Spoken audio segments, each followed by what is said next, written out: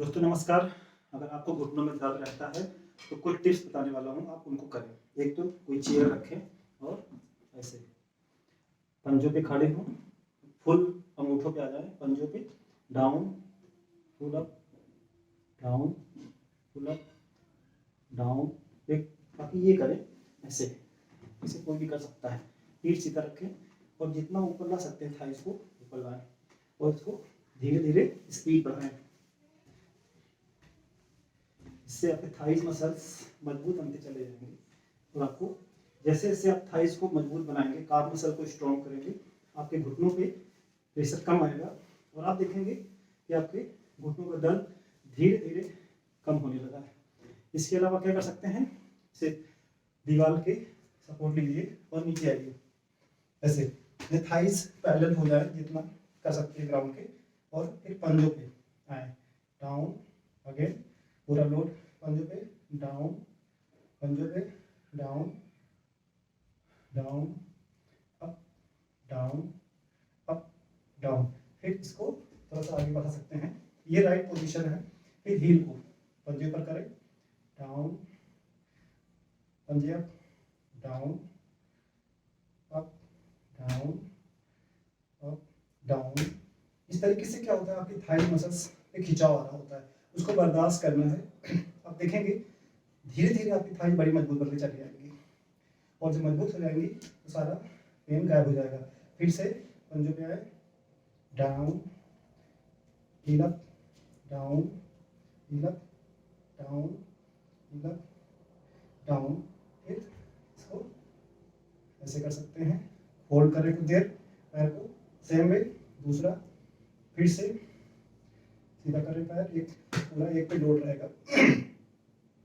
Again इस तरीके से करें, जितना बर्दाश्त कर सकते हैं उतना ही करेंगे ऐसे। तो थाइस पे बहुत अच्छा वर्कआउट हो रहा है और आप देखेंगे कि आपके घुटनों को धीरे धीरे धीरे बहुत ही आराम होता चला जाएगा। और दूसरा ऐसे करें, अगर आप एजेड हैं आप बिस्तर पे बैठ के भी कर सकते हैं। पंजे ऊपर अपनी तरफ खींचेंगे, 30 सेकंड खींचेंगे, फिर रिलीज। अगेन 30 सेकंड के लिए पंजे खींचे और आपको थाइस पे पेन का अनुभव होगा, उसे बर्दाश्त करेंगे। तो इस तरीके से आपके सारे स्ट्रेस हो रहे होंगे और थाइस मजबूत बनती चली जाएंगी। और फिर पंजों को आगे की तरफ ले जाएं, होल्ड इट, फिर से वापस ना आए। तो इस तरीके से 5 रिपीटेशन हमें करने चाहिए इस तरीके से। और ऐसे पकड़ के ऐसे कर सकते हैं, दोनों पैरों को 5-5 रिपीटेशन करेंगे। सीधा करें, सीधा करेंगे, स्ट्रेट, होल्ड इट, नीचे करेंगे, होल्ड इट।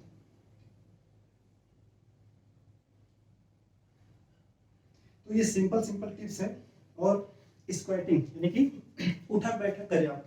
और उठक बैठक का क्या है कि आपके जो घुटने होते हैं, जो कंधे हैं, कंधों के पैरेलल पैर नीचे रखें और हाथ आगे करें, या फिर ऐसे कर लें या फिर ऐसे कर लें।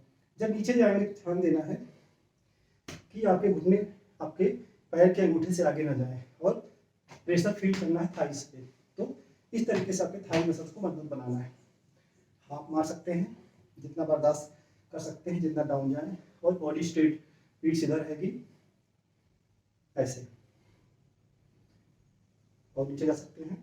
और आप अनुभव करेंगे कि आपके थाई में पेन हो रहा है ना। ये पेन लॉन्ग टर्म में आपके मसल्स बना देगा और आपके घुटनों का दर्द धीरे धीरे परमानेंट चला जाएगा। ठीक है।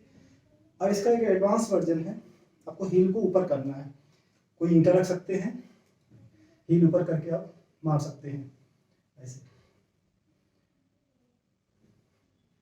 कोई पीछे ईंटा लगा के आप करेंगे तो इस तरीके से ये ज़्यादा इफेक्टिव आपके लिए साबित होगी। तो दोस्तों आई होप ये आपको हेल्प करेगी।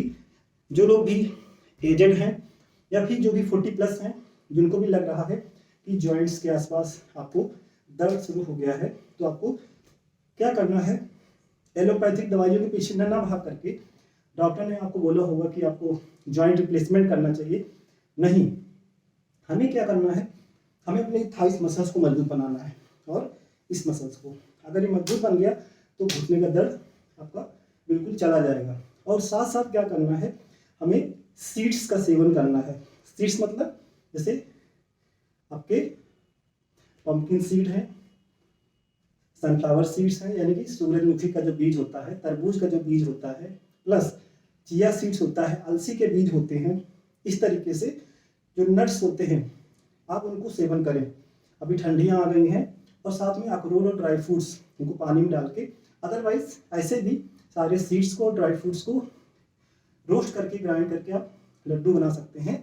लेकिन ध्यान दीजिए कि गुड़ और चीनी को अवॉइड करके आप डेट्स को यूज करें, उसका पेस्ट बना के। तो इस तरीके से आप देखेंगे कि जब 1 महीना खा लेंगे सीड्स रेगुलर बेसिस पे, तो आपका यहाँ पे लुब्रिकेशन होना शुरू हो जाएगा, और जो कार्टिलेज घिस जाते हैं वो फिलअप होना शुरू हो जाते हैं। और एक टिप्स और है, घी का सेवन करें आप। घी दोस्तों लोगों बहुत बदनाम करा गया है, लेकिन गाय का घी अगर मिल जाता है, शुद्ध घी मिलता है, नहीं आप घर में घी बना सकते हैं, तो घी का 1 से 2 चम्मच रेगुलर बेसिस पे लेना शुरू करें। 1 से 2 चम्मच से कोई वेट नहीं बढ़ता है। अगर आप हार्ट के पेशेंट हैं तो 1 चम्मच से अधिक मत लें। इस तरीके से आप लुब्रिकेशन इंक्रीज होगा।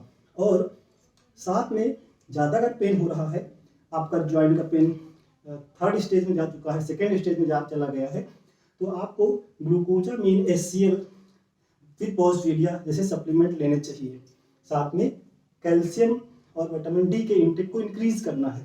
लेकिन कैल्शियम और जो विटामिन डी है ये प्लांट बेस्ड हो तो ज़्यादा अच्छा है। और साथ साथ आपको ध्यान देना है कि जो ग्लूकोजामिन है वो HCl फॉर्म होना चाहिए, है ना। इसके अलावा रोज धूप में जाना शुरू करिए, सुबह आधा घंटा धूप में जाएं, है ना। क्योंकि सनशाइन जब सूर्य की किरणें आपके स्किन पे पड़ती है तो कोलेस्ट्रॉल को गला करके विटामिन डी का निर्माण करती हैं। और विटामिन डी जब बनता है तो कैल्शियम सही से एब्जॉर्ब होता है ना। देखा गया है कि 30 के बाद, जो 30 साल के बाद 40 प्लस जो मॉम एंड डैड्स हैं, क्योंकि क्या होता है, ये जर्नी ऐसी होती है कि 30 साल के बाद कैल्शियम निकलता ज़्यादा है बॉडी से, यूज ज़्यादा होता है और उसमें डिपॉजिट कम होता है, तो धीरे धीरे हड्डियों में छेद होने लगता है और जो बोन्स हैं वो ऑस्टियोपोरोसिस और ऑस्टियोआर्थराइटिस की तरफ बढ़ने लगती हैं। तो दोस्तों ये जो टिप्स हैं आप इनको अप्लाई करें, आपको किसी डॉक्टर की जरूरत नहीं पड़ेगी, आप नेचुरली हील हो जाएंगे।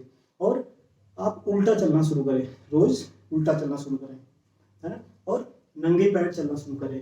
तो इस तरीके से आप देखेंगे कि आप बिल्कुल जवान बने रहेंगे। Thank you.